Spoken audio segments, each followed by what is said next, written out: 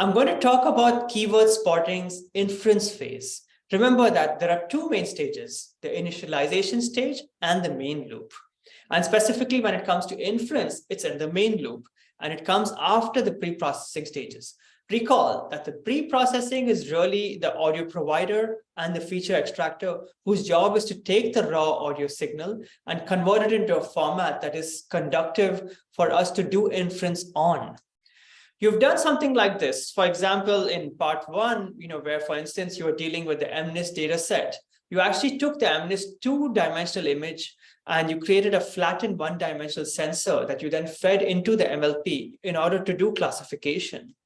Now, we are going to do something similar to that. We are going to take our spectrogram in flattened format and then feed that to the tiny corn network. Not necessarily the MLP that's shown here, but you get the idea that how we have to flatten a two-dimensional tensor and feed that into a neural network. Now, that's all done through this very simple piece of code. The top for loop is basically showing you the feature buffer data being copied into the model input buffer.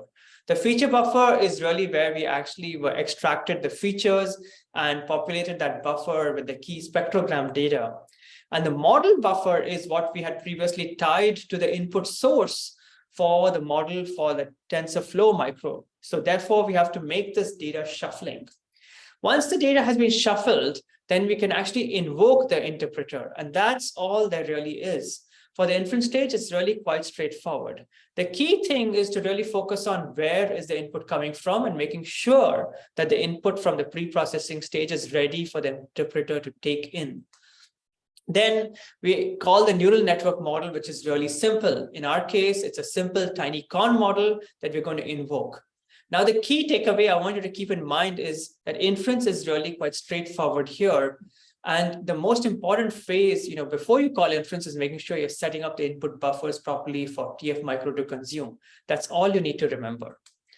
After this, we'll learn what to actually do with the model's output. How do we actually process that? It's not actually as simple as it might seem. In order to detect yes or no, we actually have quite a lot of nuances. And so I'll see you in the post-processing lesson next.